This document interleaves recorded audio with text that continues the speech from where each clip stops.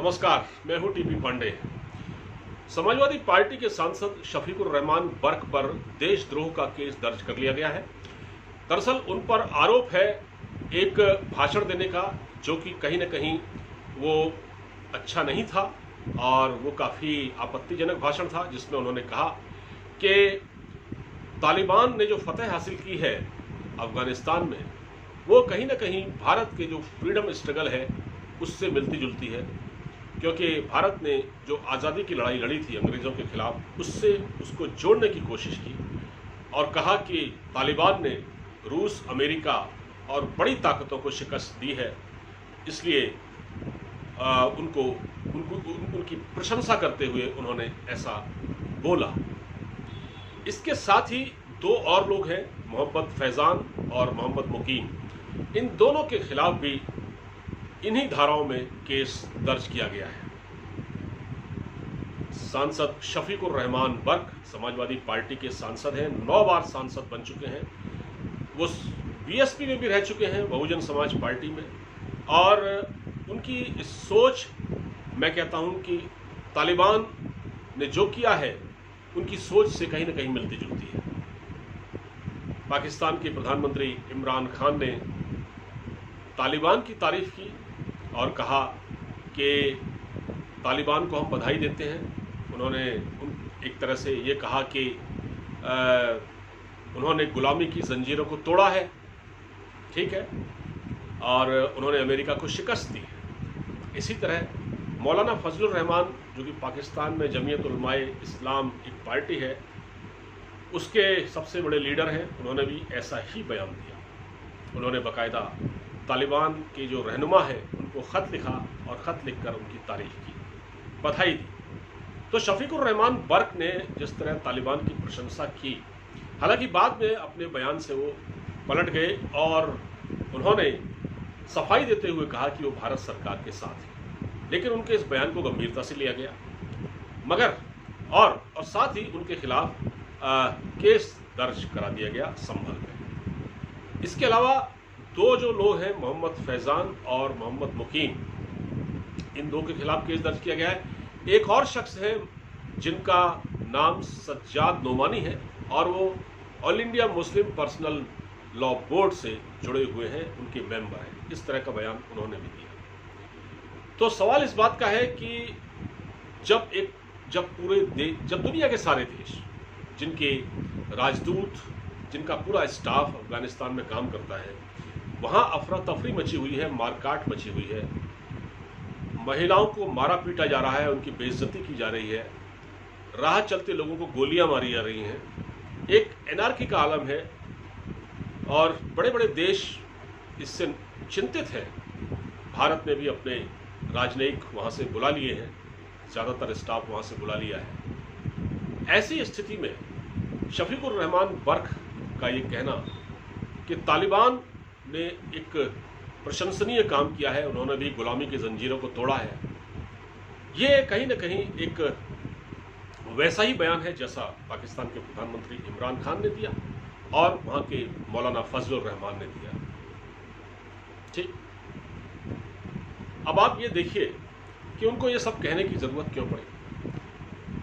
इसलिए क्योंकि एक तो वो समाजवादी पार्टी से सांसद हैं और समाजवादी पार्टी में इस तरह का एक कल्चर रहा है।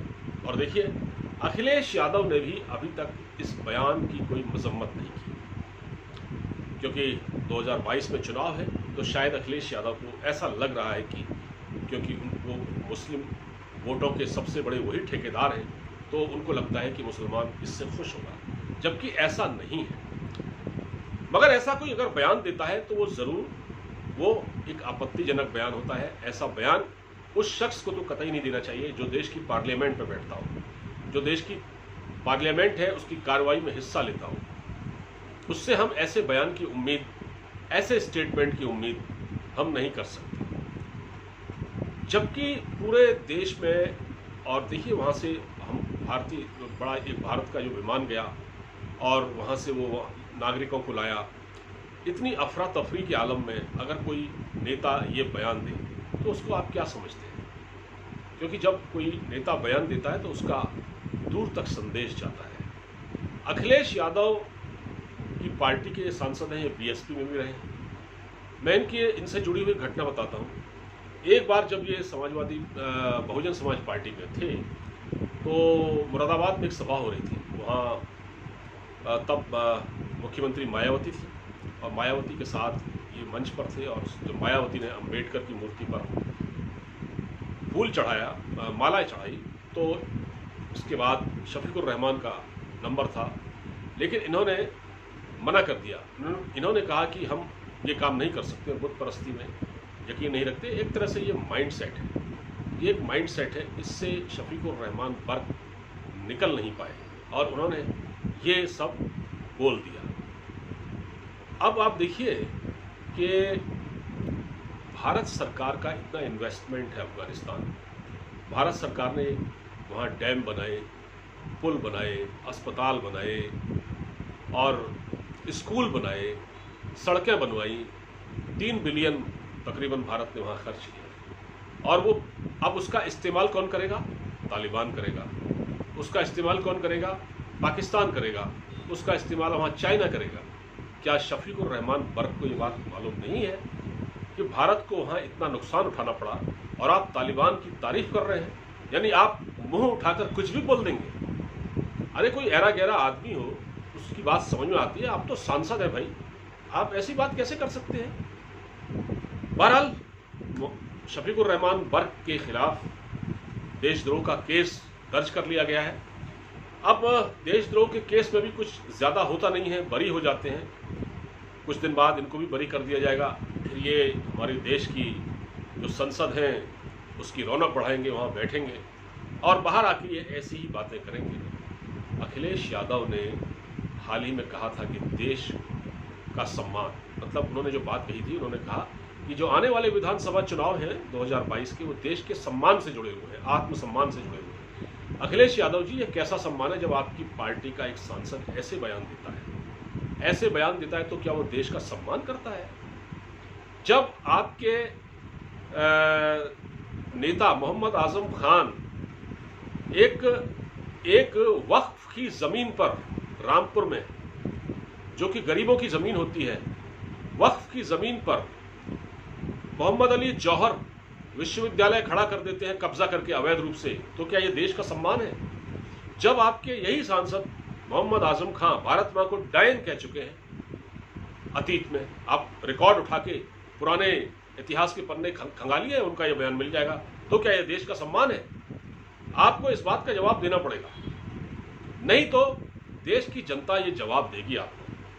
और आप सिर्फ सुर्खियों में बने रहने के लिए कोई भी बयान दे दें मुंह उठा के, ये नहीं चलेगा, ये ज़्यादा दिन नहीं चलेगा, क्योंकि अब राजनीति बदल गई है।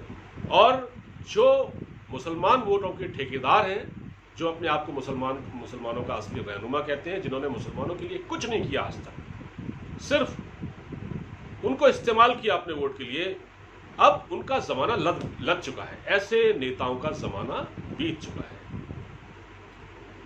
तो ये सोचना पड़ेगा। अगर आप नहीं सोचेंगे तो फिर जनता सोचेगी इस बारे में। आपको ये वीडियो कैसा लगा? अगर अच्छा लगा हो तो इसको शेयर कीजिएगा। अब मुझे इजाज़त दीजिए, अपना पूरा ख्याल रखिए। नमस्कार।